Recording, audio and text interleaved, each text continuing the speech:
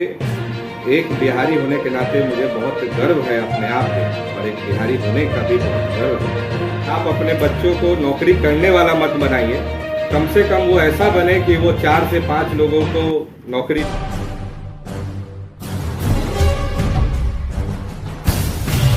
नमस्कार, आप देख रहे हैं एमएस न्यूज। कहते हैं जब कोई आदमी संघर्ष करते हैं और संघर्ष के पीछे कितना एनर्जी लगता है, फिर जाकर वो मंजिल को प्राप्ति हासिल होती है और फिर उसके जो आनंद आता है उसका एक अनुभव ही कुछ और होता है। आइए, मैं एक ऐसे शख्स से आपको मुलाकात करना चाहते हैं जो किसी परिचय के मोहताज नहीं है। विशेषकर इन दिनों में जिले सीतामढ़ी जिला और सीहोर जिले के साथ साथ पूरे बिहार में इनकी एक अलग ही पहचान है। बिहार के साथ साथ कई प्रदेशों में भी इनका एक अलग छवि है। छवि इसलिए है कि भारत के प्रधानमंत्री का सपना है कि हर व्यक्ति आत्मनिर्भर कैसे बने, उसको प्रयास, उसकी सफलता के पीछे आशुतोष शंकर ने जितना प्रयास किया है, इन प्रयास के पीछे कहीं न कहीं बहुत बड़ा योगदान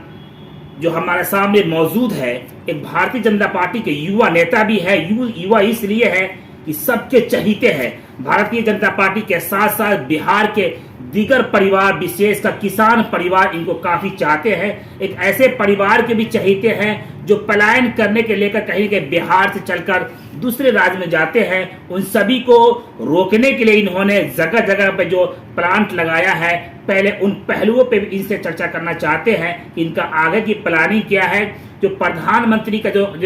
नारा है कि आत्मनिर्भर भारत, भारत का हर एक नागरिक आत्मनिर्भर कैसे बने, उन सभी के पीछे ठोस पहल तरीके से और ठोस योजना लाकर आशुतोष शंकर ने जो पहल किया है, कहीं न कहीं बहुत ही काबिले तारीफ है। आइए आपको सुनाते हैं आशुतोष शंकर की कहानी, उनकी जुबानी। इनके कहानी में और जुबानी में कितना दिलचस्प मोड़ आएगा, आप भी सुने और गौर करें। पहले मीडिया में स्वागत है सर आपका। सभी आपके इस चैनल के माध्यम से सीतामढ़ी, शिवहर और पूरे बिहार की जनता को मैं नमस्कार करता हूं। और मैं आपकी बातों को सुन रहा था। देखिए, एक बिहारी होने के नाते मुझे बहुत गर्व है अपने आप पे, और एक बिहारी होने का भी बहुत गर्व है कि जब 1990 में उस समय के तत्कालीन मुख्यमंत्री लालू प्रसाद जी के द्वारा जब यहाँ पे अत्याचार हो रहा था और पूरी कुशासन की सरकार थी, उस समय बहुत सारे युवाओं जिनको कोई रोजगार नहीं था, कुछ दिख नहीं रहा था कि उनका भविष्य में वो क्या करेंगे, क्योंकि बिहार में कहीं न रोजगार था न उद्योग था कि जहाँ पे वो लोग पढ़ के लिख करके और कुछ जाके वहाँ पे कुछ कर सके और अपने परिवार का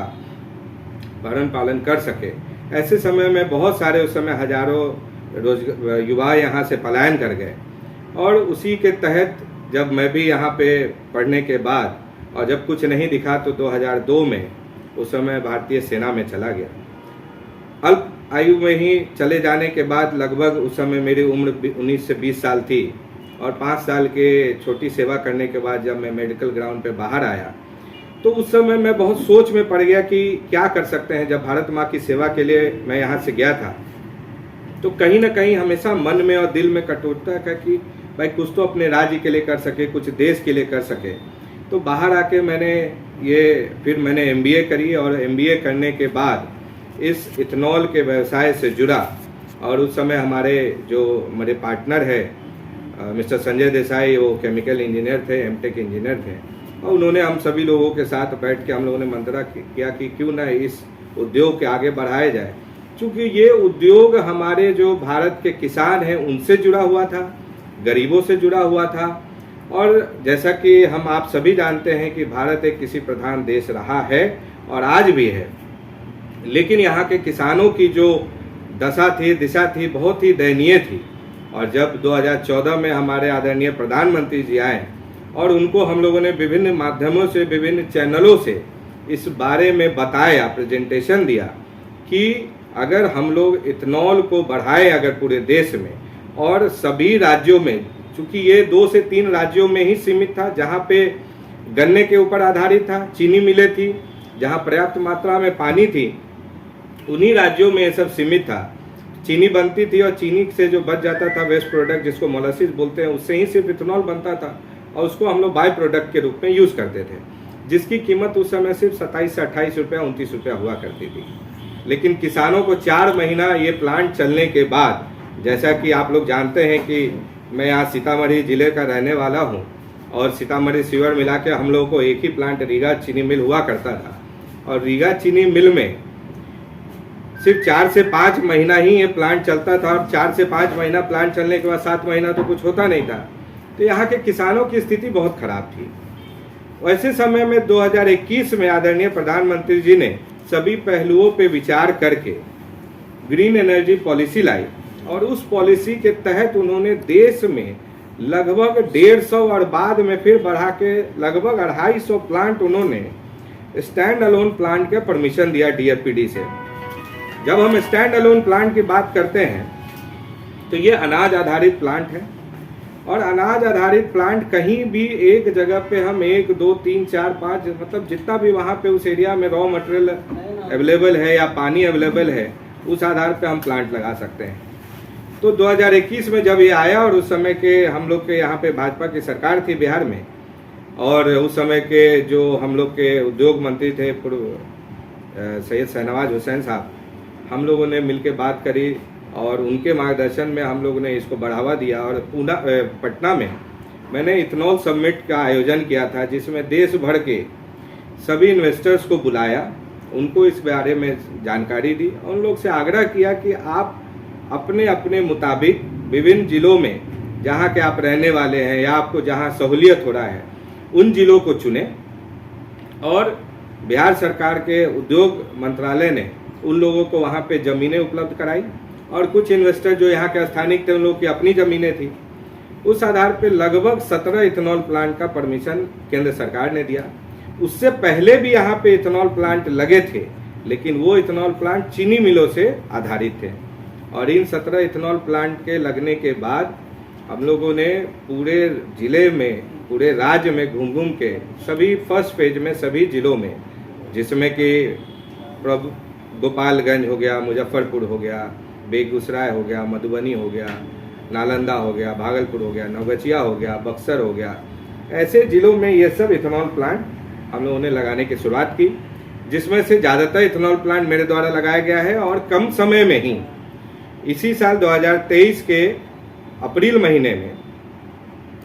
यहाँ के तत्कालीन अभी वर्तमान मुख्यमंत्री श्री नीतीश कुमार जी जो इस राज्य के मुखिया हैं उनके द्वारा इथेनॉल प्लांट का उद्घाटन किया गया मुजफ्फरपुर के मुरारपुर औद्योगिक क्षेत्र में भारत ऊर्जा डिस्टिलरी का। और एक प्लांट ये एक एग्जाम्पल था, ये प्लांट एक सीढ़ी है, पहली सीढ़ी है जहाँ पे हम लोग आत्मनिर्भर बिहार की ओर बढ़ रहे हैं। और उसी क्रम में इस राज्य का दूसरा इथेनॉल प्लांट जो हमारे को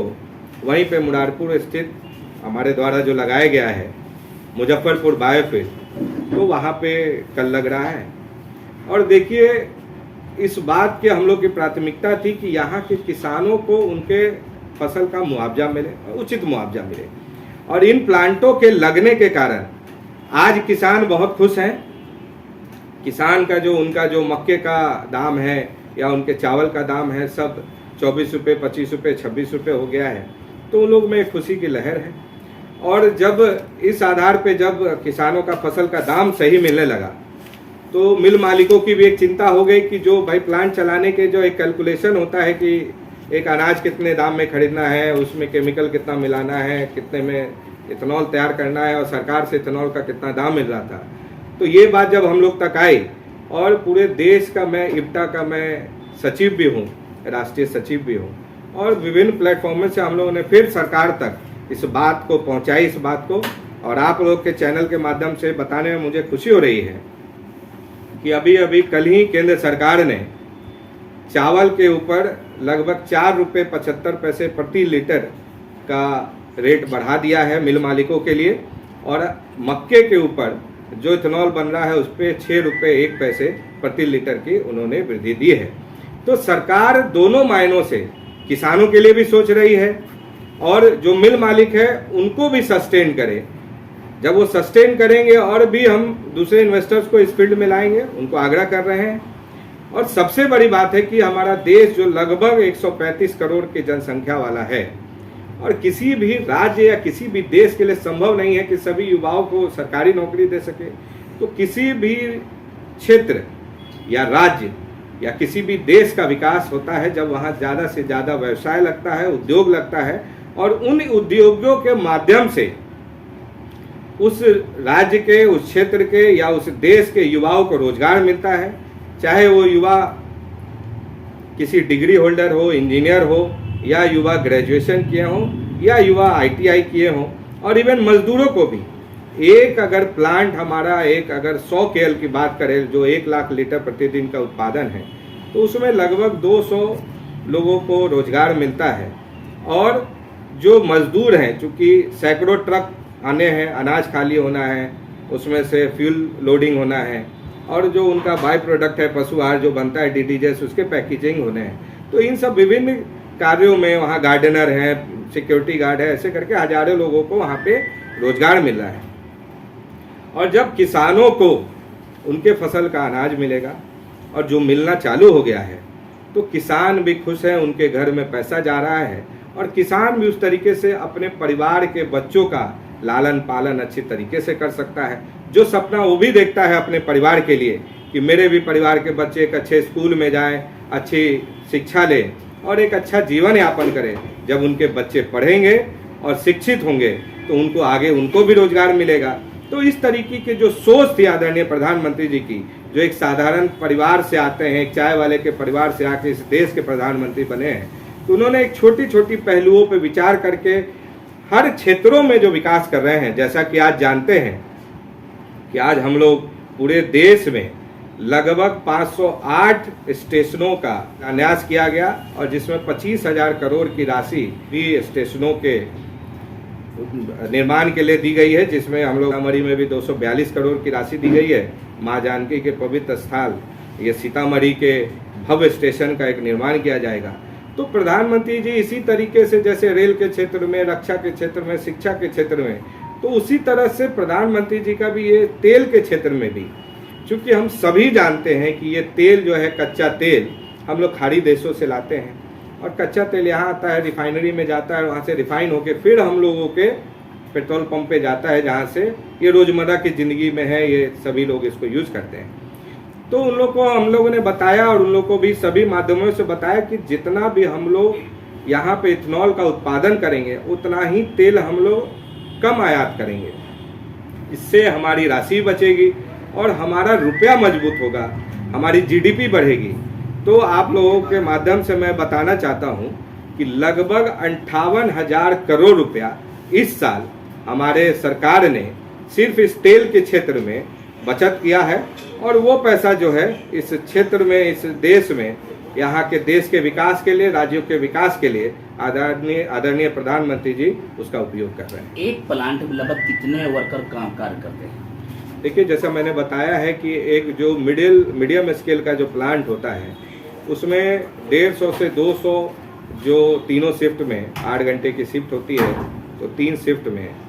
लगभग 200 लोग काम करते हैं, जिसमें विभिन्न क्षेत्रों के इंजीनियर होते हैं, सिविल इंजीनियर होते हैं, मैकेनिकल होते हैं, इलेक्ट्रिकल होते हैं, ऑटोमेशन होते हैं, और उसके साथ साथ ITI ऑपरेटर्स होते हैं जो सभी पार्टों को चलाते हैं। उसके साथ गार्डनर होते हैं, सिक्योरिटी गार्ड होते हैं, और इसके अलावा जो हम लोग जिनको बोलते हैं कि चतुर्थ श्रेणी के कर्मचारी, जिनको हम लोग मजदूरों की श्रेणी में बोलते हैं, एक प्लांट में लगभग 250 टन से 250 टन अनाज लगता है, तो उतने ही ट्रक्स आते हैं डेली, खाली होते हैं उनको। तो एक प्लांट से लगभग 40 से 45-50 टन तक DDGS निकलता है, जिसको हम लोग पैकेजिंग करते हैं, और पैकेजिंग करके स्टोर करके इसको फिर हम लोग सेल करते हैं। तो इन प्लांट से डायरेक्ट और इनडायरेक्ट मिला के 1000 से 1200 लोग तक इसमें लगते हैं, और एक प्लांट से लगभग 50 से 60 हज़ार किसान फैमिली जुड़ जाते हैं, परिवार जुड़ जाते हैं, जिनका अनाज इन प्लांटों में जाता है। अब तक कितने प्लांट बैठाए गए हैं? देखिए, हमारे द्वारा, हमारी कंपनी के द्वारा पूरे देश में अभी तक लगभग 120 प्लांट पूरे देश के विभिन्न राज्यों में लगाया गया है। और अभी इस बिहार में हम लोग, इससे पहले हम लोगों ने गोपालगंज में, सिधवलिया में लगाया, हाजीपुर के दमदाहा में लगाया, मुजफ्फरपुर में 2 लगाया, अभी हम लोग बेगूसराय में भी हम लोग को नया ऑर्डर मिला है, मधुबनी में मिला है, मोकामा में भी एक प्लांट का कार्य चालू है, तिरुगति से नौगछिया में चालू है। और अभी जो पुराने प्लांट है उन प्लांटों को भी, जो शुगर मिल है प्लांट, वो जो गन्ना होता है लगभग साल के 3 से 4 महीना मिलता है हम लोगों को। तो जो चीनी मिले हैं वो सिर्फ 4 महीना से 5 महीना वो प्लांट चलते हैं, बाकी के दिन बंद रहते हैं। तो हम लोगों ने नई टेक्नोलॉजी निकाली है जिसमें कि 5 महीने गन्ने से प्लांट चलेगा और उसके बाद अगले 6 से 7 महीने उन प्लांटों को हम लोग अनाज आधारित पे चलाएंगे। तो उसी के क्रम में हम लोग जो HPCL का लौरिया और सुगौली का जो प्लांट है, जो आप लोग जानते हैं बघा और बेतिया में, उस प्लांट में हम लोग ये नए प्लांट लगा रहे हैं जिसकी शुरुआत सितंबर महीने से हो जाएगी। तो ये तो शुरुआत है। ऐसे बिहार के साथ साथ अन्य राज्यों में भी जितने भी शुगर मिले हैं उनको भी हम लोग मल्टी फीड सिस्टम बोलते हैं इसको, जीरो लिक्विड डिस्चार्ज, उस प्लांट से कोई भी पानी बाहर नहीं जाता है, इन्वायरमेंट का भी कोई उसमें दिक्कत नहीं है, पॉल्यूशन फ्री है। और ये प्लांट सभी प्लांट 330 से 340 दिन पूरे साल में चलेगा, जिससे रोजगार का भी सृजन होगा और उस क्षेत्र के किसानों का भी भला होगा। उनको 12 महीना अपने अनाज जो अपने खेतों में विभिन्न तरह के फसल वो लोग उगा के वहाँ के प्लांटों को दे सकते हैं। सीतामढ़ी में कोई प्लांट है? देखिए, अभी शिवहर सीतामढ़ी मिला के हम लोग का रीगा का प्लांट था और वहाँ पे भी काफ़ी सालों से वहाँ के किसान उस पर निर्भर थे। विगत 2 से 3 वर्षों से उसमें काफ़ी सारी तकलीफें हो रही थी, प्लांट नहीं चल रहा था और विगत 2 सालों से प्लांट बंद भी हो गया है, जिसके पीछे भी हम लोग वहाँ के स्थानीय के हमारे साथ वहाँ के मंडल अध्यक्ष भी हैं और 3 सालों से काफ़ी तकलीफें हो रही थी, बंद हो गई प्लांट। तो उसमें भी बहुत लोग लगे हुए थे, हम लोगों ने लगे, सही जगहों पे बात करी, NCLT में गई उस चीज़ को, और NCLT से अभी सारा चीज़ होके अभी 2 दिन पहले ही उसका टेंडर निकला है। 101 करोड़ का ऑक्शन वैल्यू लगाया गया है। और मैं भी अपने चैनलों से, अपने माध्यमों से, जो हम लोग का सर्किल है जिसमें बड़े इन्वेस्टर लोग हैं, उन लोगों को मैंने आग्रह किया है कि ये प्लांट आप लोग खरीदिए। और उनसे मैं बात भी कर रहा हूँ कि उस प्लांट को खरीदने के बाद इस प्लांट को भी, जो पहले सिर्फ 4 से 5 महीना चलता था, इस प्लांट को भी हम लोग पूरा मल्टी फीड सिस्टम में लेके जाएंगे। और मैं चूँकि यहाँ का स्थानिक हूँ और ये मेरे दिल से जुड़ा है, मेरे बचपन से जुड़ा है, मेरा लालन पालन यहीं पे उसी रीगा क्षेत्र में हुआ है जहाँ मेरा ननिहाल है। तो बचपन की काफ़ी सारी यादें जुड़ी हैं और कहीं ना कहीं उस परिवार से मैं जुड़ा हूँ जिसका लालन पालन उसी रीगा चीनी मिल पे आश्रित था। तो मेरा पूरा प्रयास रहेगा कि उसको देश का मैं सबसे आधुनिक प्लांट बनाऊंगा और उसी प्रयास के तौर पे मैं सभी इन्वेस्टर से बात कर रहा हूँ और भगवान का आशीर्वाद रहा और इतने सारे लोगों के, वो लोग भी प्रयास कर रहे हैं, भगवान से प्रयास कर रहे हैं, तो जल्दी हम लोग यहाँ पे एक अच्छा प्लांट बनाएंगे। और उसके अलावा भी मैं सीतामढ़ी में कुछ जगह देख रहा हूँ जहाँ पे 1-2 जगह मेरे पास आया है, कुछ इन्वेस्टर लोग भी आए हैं। तो मेरा पूरा उम्मीद है कि रीगा के साथ साथ हम लोग एक और प्लांट मिनिमम यहाँ पे लगाएं। प्रधानमंत्री का सपना है कि हर नागरिक जो है वो आत्मनिर्भर कैसे बने, क्या उसकी तरफ एक ठोस पहल अब तो उसने कर दिया है? देखिए, मैं तो एक बहुत साधारण सा व्यक्ति हूँ, एक साधारण परिवार से उठ के यहाँ से जब मैं बिहार से बाहर गया, उस समय के जो मैं बताया कि परिस्थितियाँ थी, जहाँ पे यहाँ के जो स्थानिक लोग थे, जो नौकरी भी कर रहे थे, उनको समय पे सैलरी नहीं मिलती थी। मेरे माँ पिताजी शिक्षक थे और मुझे याद है कि उस समय 4-4, 5-5, 6-6 महीने तक उन लोगों को सैलरियाँ नहीं मिलती थी। तो उस समय स्थिति ऐसी हो गई थी कि किसी भी परिवार का लालन पालन करना बहुत तकलीफ था और जो व्यवसायी वर्ग थे यहाँ पे इतना सारा लूटपाट था, आतंक था, और जो फिर हम उस दौर में चले आए हैं इस सरकार में। तो ऐसे समयों में बड़ा तकलीफ हो गया। तो उस समय हम लोग पलायन कर गए, जितने बहुत सारे युवा पलायन कर गए। कोई माँ बाप नहीं चाहता था कि उसके बाल बच्चे यहाँ पले बढ़े और वो लोग चले जाते थे। तो जब ये मैं इस क्षेत्र से जुड़ा, इथेनॉल के क्षेत्र से जुड़ा और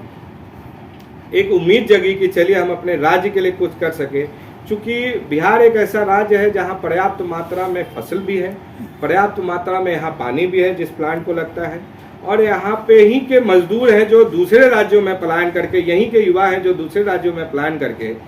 दूसरे राज्यों को मजबूत कर रहे हैं। तो मैं हर मंच, हर क्षेत्र और हर चैनलों से उनसे अनुरोध करता हूं और उनसे विनती करता हूं कि आप लोग आइए वापस बिहार में, इतने सारे प्लांट लग रहे हैं, आप अपने खेतों के तरफ लौटिए, फसल उगाइए, आपके फसल को अच्छा पैसा मिलेगा। युवाओं को बोल रहा हूँ कि आप वापस अपने राज्य में आइए, इन प्लांटों में आके कार्य कीजिए, और जितने अच्छी तरीके से आप इन प्लांटों को देखेंगे उतना अच्छा ये प्लांट बढ़ेगा, एक के बाद 2 प्लांट बढ़ेगा, और इन्वेस्टर को भी भरोसा उठेगा, भरोसा भी बढ़ेगा कि वो ज़्यादा से ज़्यादा इस व्यवसाय का वो लोग विस्तार करेंगे। और मैं आप लोग के माध्यम से बताना चाहता हूँ कि जब मैं इन प्लांटों में अब जाता हूँ तो मुझे बहुत खुशी होती है कि जब वहाँ पे कोई युवा आता है, इंजीनियर आता है और बोलता है प्रणाम सर, नमस्ते सर, मैं सीतामढ़ी ज़िले से हूँ, मुजफ्फरपुर से हूँ, मैं गोपालगंज से हूँ, शिवहर से हूँ, मोतिहारी से हूँ और भी दूसरे ज़िलों से हूँ जो बिहार के ज़िले हैं। वो लोग बोलते हैं कि देखिए आपने प्लांट लगाने की जो पहल की और इतने मुश्किल हालातों में भी जो यहाँ पे प्लांट लगाया है, तो आज हम लोगों को यहाँ रोज़गार मिल रहा है और हम लोग शनिवार रविवार को अपने परिवार से भी मिलने चले जाते हैं। तो ये आपके कारण संभव हो पाया है। तो एक सुख की अनुभूति होती है कि चलिए एक अपने राज्य के लिए, अपने लोगों के लिए मैं एक छोटा सा कार्य तो कर रहा हूँ। और इसी आधार पे इथेनॉल के साथ साथ अभी और भी लोग हैं जो इच्छुक हैं और जो इच्छा जता रहे हैं, और छोटी छोटी इंडस्ट्री भी, जैसे 15 करोड़ 20 करोड़ 25 करोड़ की भी इंडस्ट्रियाँ वो लोग लगाने लगे हैं। कहीं ना कहीं इनको भरोसा हो रहा है कि हम लोग वापस बिहार में, तो ये सब संभव हो रहा था पिछले साल तक। अब फिर ये सरकार बदल गई, हमारे आदरणीय मुख्यमंत्री जी चले गए फिर दूसरे दलों के साथ, और जो आप लोग तो पत्रकार बंधु आप लोग देख रहे होंगे कि जिस तरीके से फिर ये पूरा बिहार जिस तरह से कुशासन की ओर चला गया है, जहाँ डेली लूटपाट हो रही है, हत्याएं हो रही हैं, तो वहाँ पे कहीं ना कहीं फिर से लोगों का जो मन जो है वो डोलने लगा है। लेकिन हालांकि मैं प्रयास कर रहा हूँ कि जो बीड़ा उठाया है और जो प्लांट के ऑलरेडी ऑर्डर्स हैं और भी मैं नए प्रयास कर रहा हूँ लगाने का, तो आपके चैनल से माध्यम से है कि राजनीतिक एक अलग बात है,